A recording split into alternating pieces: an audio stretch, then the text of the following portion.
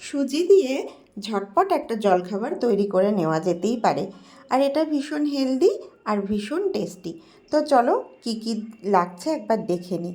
এখানে 1 কাপ মতন সুজি নিয়েছি, নর্মাল সুজি, একটু ছোট দানার সুজি। এটাকে আমি এবার এর সাথে মিক্স করব সম পরিমাণে টক দই। টক দই যতটা সুজিটা ভিজতে দরকার ঠিক ততটাই দিতে হবে। ঘরে পাতা টক দই দিয়ে এবার আমি সুজিটাকে ভালো করে মাখিয়ে 20 মিনিট মতন রেস্ট করতে রেখে দেব। সুজি কিন্তু টক দইয়ের সাথে ভিজে গিয়ে অনেকটাই ফুলে যাবে। এরই মাঝখানে কিছুটা গাজর গ্রেট করে নিয়েছি পেঁয়াজ কুচি, কারি পাতা কুচি এবং কাঁচা লঙ্কা কুচি। এবার এর মধ্যে আরও কিছু সবজিও অ্যাড করা যেতে পারে, আমি কটাই ছিল তাই এগুলোই দিলাম। গাজর, পেঁয়াজ, কারি পাতা এবং কাঁচা লঙ্কা দিয়ে ভালোভাবে আবার পুরো ব্যাটারটাকে মিক্স করে নিয়েছি। ব্যাটার মিক্স করার সাথে এবার আমি অ্যাড করছি 1 চা চামচ আন্দাজ মতন নুন, আরও দিয়ে দিচ্ছি স্বাদ মতো চিনি। এবার নুন চিনি দিয়েও এটাকে আমি সামান্য একটু জল দিয়ে ব্যাটারটাকে পাতলা করব।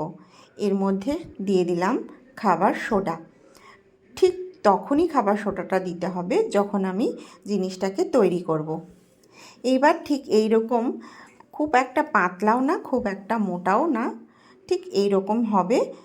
এরকমভাবেই একটা প্যান গরম করে তাতে সামান্য সাদা তেল গরম করে সর্ষে আর কারি পাতা ফোড়নে দিয়ে দিয়েছি।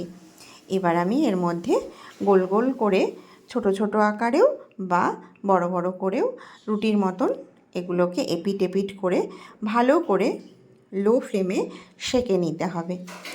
এর মধ্যে পরেও বাটার ব্রাশ করা যায়, আবার এটা তেল দিয়েও ভাজা যায়। আমি দুভাবেই করেছি, তোমরাও তোমাদের খুশি মতন করে নিতে পারো। ব্যাস, ঢাকা দিয়ে যখন ওপরটা অনেকটা শুকিয়ে আসবে, লাল লাল হয়ে আসবে, বোঝা যাবে, তখনই এটাকে উল্টে দিতে হবে। 2 পিঠ ভালো করে ভেজে নিলেই তৈরি আমাদের সুজির চিলা। অনেকে অনেক নামেই এটাকে বলতে পারে। তো গরম গরম সার্ভ করে দাও যে কোনো চাটনি, টমেটোর সস, নারকেলের চাটনি, বাদামের চাটনি,